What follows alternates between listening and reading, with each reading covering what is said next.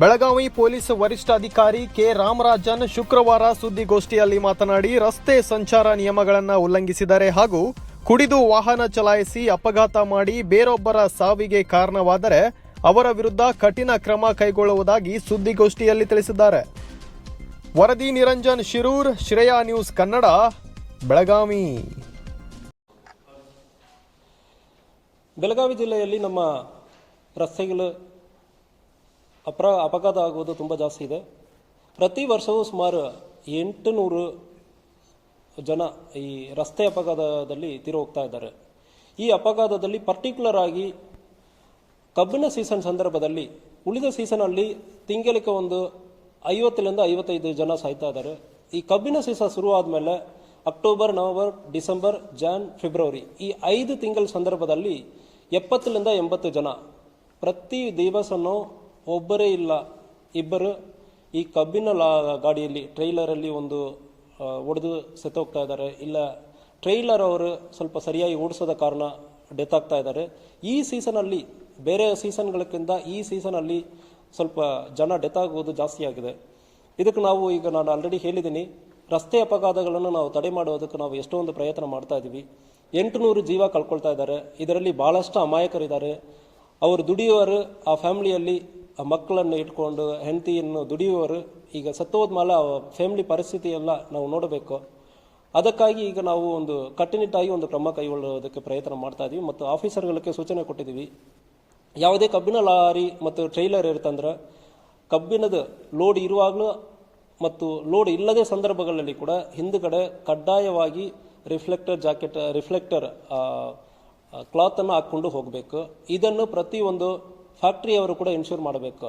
ಅವರವರ ಫ್ಯಾಕ್ಟ್ರಿಗೆ ಬರುವ ಪ್ರತಿಯೊಂದು ಕಬ್ಬಿನ ಟ್ರ್ಯಾಕ್ಟರ್, ಲಾರಿ ಯಾವುದು ಬರುತ್ತಂದ್ರೂ ಹಿಂದುಗಡೆ ಕಡ್ಡಾಯವಾಗಿ ವಿಸಿಬಲ್ ಆಗಿ ಕಾಣುವುದ ಥರ ರಿಫ್ಲೆಕ್ಟರ್ ಕ್ಲಾತನ್ನು ಹಾಕಿಕೊಳ್ಳಬೇಕು. ಅದೇ ರೀತಿಯಲ್ಲಿ ಅನ್ಲೋಡ್ ಮಾಡಿ ನಂತರ ಕೂಡ ಭಾಳಷ್ಟು ಟ್ರ್ಯಾಕ್ಟರ್ಗಳಲ್ಲಿ ಇಂಡಿಕೇಟರ್ಸ್ ಇರುವುದಿಲ್ಲ. ಆದ್ದರಿಂದ ಕಡ್ಡಾಯವಾಗಿ ಪ್ರತಿಯೊಂದು ಗಾಡಿಯಲ್ಲಿ ಕೂಡ ಇದು ರಿಫ್ಲೆಕ್ಟರ್ ಕ್ಲಾತ್ ಹಾಕ್ಕೊಂಡು ಹೋಗಬೇಕು. ಆ ಇಲ್ಲದ ಸಂದರ್ಭದಲ್ಲಿ ಖಂಡಿತವಾಗಿ ನಾವು ಕೇಸ್ ಮಾಡ್ತೀವಿ. ಜೊತೆಗೆ ಒಂದು ವೇಳೆ ಕುಡಿದು ಬಿಟ್ಟು ಗಾಡಿ ಓಡಿಸಿ ಯಾರು ಡೆತ್ ಆಗುವ ಸಂದರ್ಭದಲ್ಲಿ it will be consider as culpable homicide equivalent to murder. ಇದು ಎರಡಕ್ಕೂ ದೊಡ್ಡ ವ್ಯತ್ಯಾಸ ಏನಲ್ಲ, ಪನಿಷ್ಮೆಂಟ್ ಕೂಡ ತುಂಬ ಜಾಸ್ತಿ ಇರುತ್ತದೆ. ಕುಡಿದು ಬಿಟ್ಟು ಗಾಡಿ ಓಡಿಸಿ ಯಾರೋ ಒಬ್ಬರು ಡೆತ್ ಆಗ್ತಾರೆ ಅಂದರೆ ಸುಮ್ಮನೆ ನಾವು ಬಿಡೋಕ್ಕಾಗಲ್ಲ. 100% ನಾವು ನಿಮ್ಮನ್ನು ಅರೆಸ್ಟ್ ಮಾಡ್ತೀವಿ. ಕಡ್ಡಾಯವಾಗಿ ಈಗ ಪ್ರತಿಯೊಂದು ರೋಡ್ ಆಕ್ಸಿಡೆಂಟ್, ಫ್ಯಾಟಲ್ ಇರಲಿ, ಡೆತ್ ಆಗೋದು ಇರಲಿ, ಇಲ್ಲ ಗಾಯಾಲು ಪಡೆಯುವವರು ಕೂಡ ಯಾವುದೇ ಆಗುತ್ತಂದ್ರೆ ಕೂಡ ಅಟೆಂಪ್ಟ್ ಟು ಮರ್ಡರ್ಗೆ ಈಕ್ವಲೆಂಟ್ ಆಗಿ attempt to culpable homicide section 110 of BNS ಆ ಸೆಕ್ಷನಲ್ಲಿ ನಾವು FIR ಅನ್ನು ಮಾಡ್ತೀವಿ. ಯಾವುದೇ ಕಾರಣಕ್ಕೂ ಯಾವನೋ ಒಬ್ಬನು ಕುಡಿದುಬಿಟ್ಟು ಗಾಡಿ ಓಡಿಸುವುದಕ್ಕೆ, ಅಮಾಯಕರು ಬಲಿಯಾಗುವುದಕ್ಕೆ ಪೊಲೀಸ್ ಇಲಾಖೆ ಬಿಡುವುದಿಲ್ಲ. ಪ್ರತಿ ದಿವಸ ಇದು ಪರ್ಟಿಕ್ಯುಲರ್ಲಿ ನಾವು ನಮ್ಮ ಆಫೀಸರ್ಸ್ ಪ್ರತಿ ದಿವಸ 9 ಗಂಟೆ ಇವತ್ತು ಎಷ್ಟು ಅಪಘಾತ ಆಗಿದೆ, ಅದರಲ್ಲಿ ಎಷ್ಟು ಜನ ಕುಡಿದು ಓಡಿಸಿದಾರೋ ಅವರ ಮೇಲ್ಗಡೆ 110 ಕೆಳಗಡೆ FIR ಮಾಡಿ ಅರೆಸ್ಟ್ ಮಾಡೋಕ್ಕೆ ನಾನು ಪರ್ಸನಲಿ ಪರ್ಟಿಕ್ಯುಲರ್ ಆಗಿ ನಾನು ಫಾಲೋಅಪ್ ಮಾಡ್ತಾ ಇದ್ದೀನಿ. ಸೊ ಯಾರು ಕೂಡ ಕುಡಿದುಬಿಟ್ಟು ಗಾಡಿ ಓಡಿಸಿರಂದ್ರೆ ಜೈಲಿಗೆ ಹೋಗೋದು ಕಂಪಲ್ಸರಿ. DD ಕೇಸ್ ಹಾಕಿ ಸುಮ್ಮನೆ ಬಿಡೋದು ಇಲ್ಲ. ಇದು equivalent to murder, attempt to murder ಅಂದರೆ ನಾವು ಟ್ರೀಟ್ ಮಾಡ್ತೀವಿ.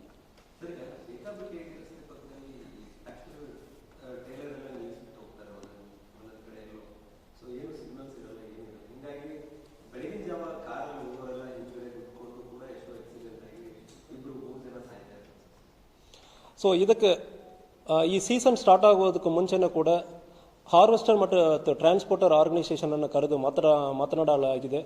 ಈಗ ನಾವು ಆಫೀಸರ್ಸ್ ಕೂಡ ಸೂಚನೆಗಳು ಕೊಡ್ತಾ ಇದ್ದೀವಿ. ಎಲ್ಲಿ ಒಂದು ಕಡೆ ಟ್ರೈಲರನ್ನು ನಿಲ್ಲಿಸುವಾಗ ಕಡ್ಡಾಯವಾಗಿ ರಿಫ್ಲೆಕ್ಟರ್, ನೀವು ಫಸ್ಟ್ ಆಫ್ ಆಲ್ ಪಾರ್ಕಿಂಗ್ ಮಾಡುವುದು ರೋಡ್ ಬಿಟ್ಟು ಕಂಪ್ಲೀಟಾಗಿ ಬಿಟ್ಟು ಜಾಗ ಬಿಟ್ಟು, ಎಷ್ಟು ಜಾಗ ರೋಡ್ ಯಾವುದೇ ಕಾರಣಕ್ಕೂ ಕೂಡ ನೀವು ರೋಡ್ ಮಧ್ಯದಲ್ಲಿ ಗಾಡಿಯನ್ನು ನಿಲ್ಲಿಸೋಕ್ಕಾಗಲ್ಲ. ಟ್ರ್ಯಾಕ್ಟರನ್ನು ಬಂದು ನಿಲ್ಲಿಸಬಾರದು. ನಿಲ್ಲಿಸ್ತೀರಂದ್ರೆ ಅಂತಹ ಕೇಸ್ ಆಗೋ ಸಂದರ್ಭದಲ್ಲಿ ಕಾನೂನು ರೀತಿಯಲ್ಲಿ ಕ್ರಮ ಕೈಗೊಳ್ಳುತ್ತೀವಿ.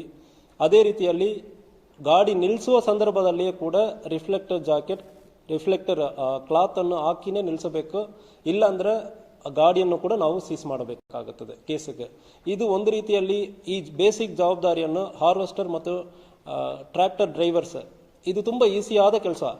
ಒಂದು ರಿಫ್ಲೆಕ್ಟರ್ ಕ್ಲಾತನ್ನು ಗಾಡಿ ಹಿಂದುಗಡೆ ಹಾಕೋದು ಈಸಿಯಾದ ಕೆಲಸ. ಈ ಕೆಲಸ ಆಗಲ್ಲ ಅಂದರೆ ರೈತರಿಗೆ ಅನ್ಯಾಯ ಆಗ್ತದೆ. ಗಾಡಿ ಅದು ಕಬ್ಬಿಣದ ಲೋಡ್ ಆದಮೇಲೆ ಅದು ಸ್ಟೇಷನ್ ಕರ್ಕೊಂಡು ಹೋಗಿ ಅದು ಪ್ರಾಸೆಸ್ ಮಾಡೋದಕ್ಕೆ ಡಿಲೇ ಆಗುತ್ತದೆ, ವೆಯ್ಟ್ ಕಮ್ಮಿ ಆಗುತ್ತದೆ. ದಯವಿಟ್ಟು ರೈತರು ಕೂಡ ಪ್ರತಿಯೊಂದು ನಿಮ್ಮ ಟ್ರ್ಯಾಕ್ಟರ್ ಡ್ರೈವರ್ಸ್ ಕಡೆ ಮಾತಾಡಿ ಕಡ್ಡಾಯವಾಗಿ ಅವರ ರಿಫ್ಲೆಕ್ಟರ್ ಕ್ಲಾತನ್ನು ಹಾಕ್ಕೊಂಡು ರೋಡ್ ಸೈಡಲ್ಲಿ ನಿಲ್ಲಿಸಬೇಕು. ರೋಡ್ ಅಡ್ಡ ಹಾಕಿ ಯಾವುದೇ ಕಾರಣಕ್ಕೂ ನಿಲ್ಲಿಸಬಾರ್ದಂತ ನೀವು ಕೂಡ ಪ್ರತಿಯೊಬ್ಬರು ಜವಾಬ್ದಾರಿ ತಗೊಳ್ಬೇಕು. ನಿಮ್ಮ ಏರಿಯಾನಲ್ಲಿ ಒಂದು ಕಬ್ಬು ಲೋಡ್ ಆಗುವ ಸಂದರ್ಭದಲ್ಲಿ ಯಾವುದೇ ಒಂದು ಜೀವ ಹೋಗೋದಕ್ಕೆ ನೀವು ಯಾವುದೇ ಅವಕಾಶ ಕೊಡಬಾರ್ದಂದ್ರೆ ಹೇಳಿಕೊಳ್ತೀನಿ.